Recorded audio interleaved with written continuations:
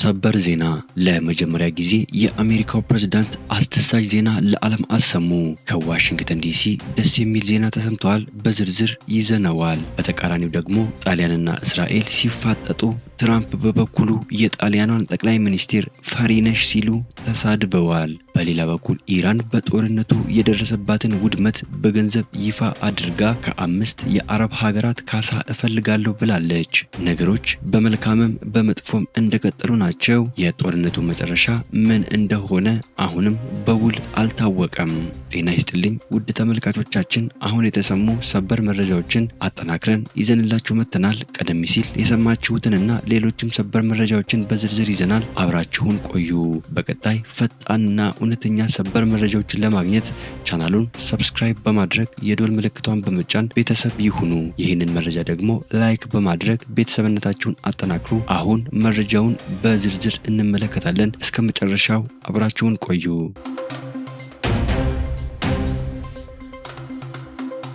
በቅድሚያ ጣሊያን ከእስራኤል ጋር ያላትን ወታደራዊ ስምምነት አቋረጠች። ጣሊያን ከእስራኤል ጋር የገባችውን ወታደራዊ ስምምነት እንደማታድስ ጠቅላይ ሚኒስትሯ ጆርጂያ ሜሎኒ ተናገሩ። ሜሎኒ በየ5 ዓመቱ ይታደስ የነበረውን የሁለቱን ሀገራት ወታደራዊ ስምምነት ለማዘግየት የወሰኑት አሁን ያለውን ሁኔታ ከግምት በማስገባት እንደሆነ ተናግረዋል። ጠቅላይ ሚኒስትሯ ስለ ጉዳዩ በዝርዝር ከመናገር ተቆጥበዋል። ነገር ግን ሮምና ቴል አቪቭ ከቅርብ ጊዜ ወዲህ በመካከላቸው ያለው ግንኙነት ንፋስ ገብቶታል። በሊባኖስ የተሰማራው የተባበሩት መንግስታት የሰላም አስከባሪ ውስጥ እያገለገሉ የሚገኙት ጣሊያናውያን ላይ የማስጠንቀቂያ ተኩስ ከተተኮሰባቸውና አንድ መኪና ጉዳት ከደረሰበት በኋላ ባለፈው ሳምንት ጣሊያን በሮም የሚገኙትን የእስራኤል አምባሳደርን ጠርታ አነጋግራለች። ሰኞ ዕለት ደግሞ የጣሊያን ውጭ ጉዳይ ሚኒስቴር አንቶኒዮ ታጃኒ እስራኤል በሊባኖስ ሰላማዊ ሰዎች ላይ የፈጸመችውን ጥቃት ተቀባይነት የሌለው ካሉ በኋላ እንደ ጋዛ ያለ ግጭት ከመቀስቀሱ በፊት ማንኛውንም ዋጋ ተከፍሎ ቢሆን መቆም አለበት ሲሉ መናገራቸውን ተከትሎ እስራኤል የጣሊያን አምባሳደርን በመጥራት አነጋግራለች። ሌሎች የአውሮፓ ሀገራት በተመሳሳይ ከእስራኤል ጋር ያላቸውን የጦር መሳሪያ የውጭ ንግድ ገድበዋል ወይንም ለጊዜው አቁመዋል። የጣሊያን ተቃዋሚ ፓርቲዎች ለረጅም ጊዜ ሀገራቸው ተመሳሳይ እርምጃ እንድትወስድ ሲወተውቱ ነበር። ከቅርብ ጊዜ ወዲህ በመቶዎች የሚቆጠሩ ጣሊያናውያን እስራኤል በጋዛ የፈጸመችውን መጠነ ሰፊ ወታደራዊ ጥቃት ተከትሎ ተቃውሟቸውን ገልጸዋል።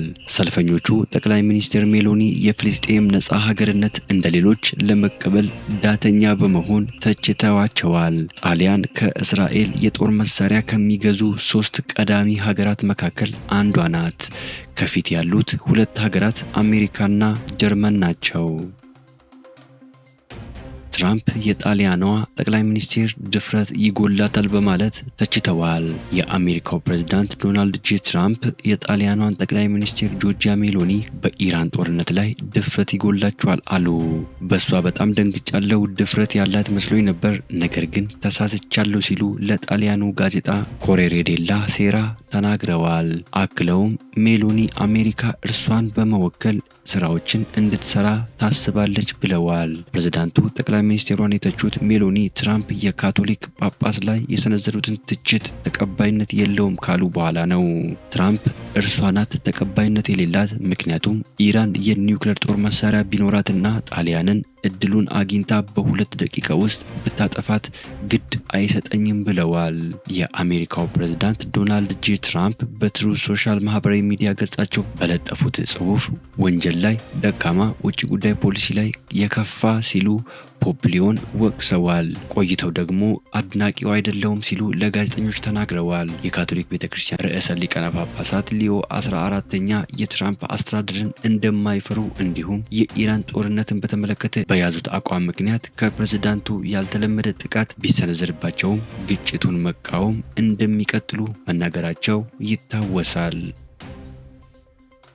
ኢራን በጦርነቱ እስካሁን 270 ቢሊዮን ዶላር የሚገመት ውድመት እንደደረሰባት ገለጸች። ኢራን በጦርነቱ ምክንያት የደረሰባትን ውድመት ግምት ውስጥ በማስገባት የካሳ ክፍያን የድርድሩ አካል ለማድረግ በማሰብ የጉዳቱን መጠን ማስላት መጀመሯን ከአብዮታዊ ዘብ ጋር ግንኙነት ያለው ታስኒም የዜና ወኪል ዘግቧል። የኢራን መንግስት ቃል አቀባይ ፋቴሜ ሙሃጅራ ለሩሲያ መገናኛ ብዙሃን እስራኤልና አሜሪካ ከየካቲት 21 2018 ዓ.ም ጀምሮ ለ40 ቀናት በዘለቀው ጥቃታቸው ያደረሱትን ውድመት ቅድመ ግምት 270 ቢሊዮን ዶላር አካባቢ መሆኑን ጠቅሰው ይህ ቁጥር ግን ሊለወጥ እንደሚችል ተናግረዋል። በኢራን የሚገኙ ባለስልጣናት የደረሰውን ውድመት እያሰሉ መሆኑን የተናገሩት ባለስልጣኗ ይህም በህንፃዎች ላይ የደረሰውን ጉዳትና ኢንዱስትሪዎች ስራ በማቆማቸው ምክንያት የሚደርሰውን ኪሳራ ያካትታል ማለታቸውን ታስኒም ዘግበዋል። ሙሃጅራኒ ለኢራን መንግስት መገናኛ ብዙሃን ኢርና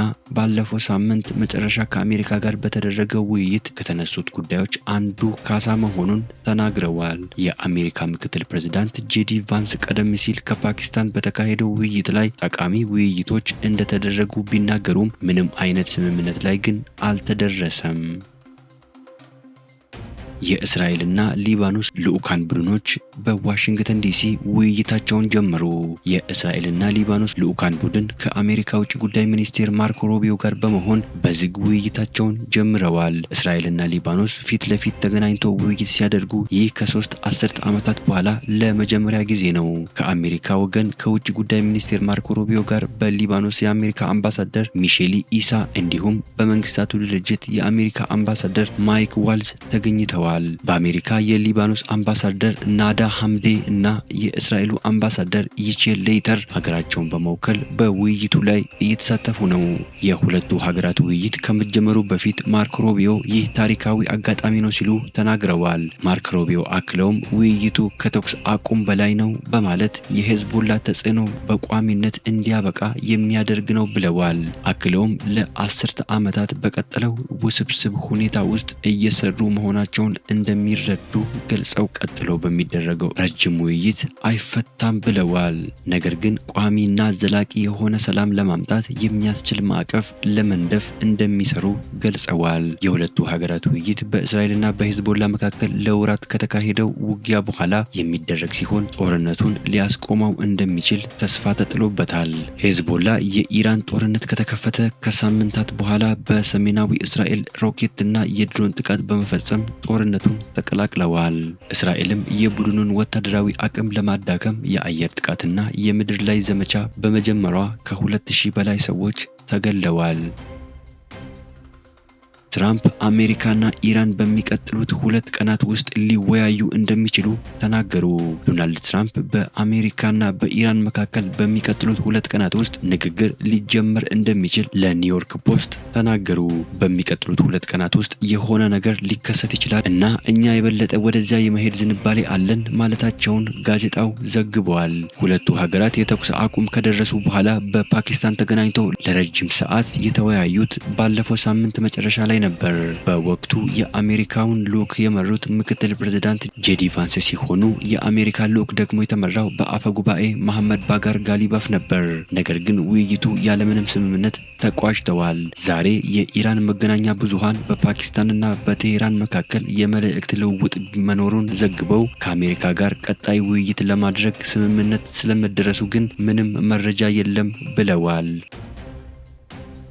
ኢራን ከ5 የአረብ ሀገራት የ270 ቢሊዮን ዶላር ካሳ ጠየቀች። ኢራን፣ ባህሬን፣ ሳዑዲ አረቢያ፣ ኳታር፣ የተባበሩት አረብ ኤሚሬቶች እና ዮርዳኖስ ለአሜሪካና እስራኤል ጥቃት ድጋፍ አድርገዋል በሚል የ270 ቢሊዮን ዶላር ካሳ እንዲከፍሏት በይፋ ጠየቀች። ቴሄራን ሀገራቱን በወንጀል የፈረጀችው በቅርቡ በተሰነዘረባት ጥቃት የአየር ክልላቸውን እና የጦር ሰፈሮቻቸውን ለጥቃት አድራሾች ክፍት አድርጓል በሚል ነው።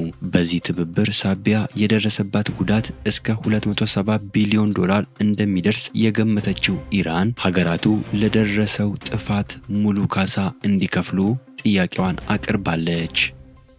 ውድ ተመልካቾቻችን ለሰዓቱ የተሰሙ ሰበር መረጃዎች ወደ እናንተ ያደረስናቸው ናቸው። ከሰዓታት በኋላ በሌላ ሰበር መረጃዎች እስከምንገናኝ በያላችሁበት የዓለም ዳርቻ ቸር ቆዩልን። ሰላም ለዓለማችን ይሁን።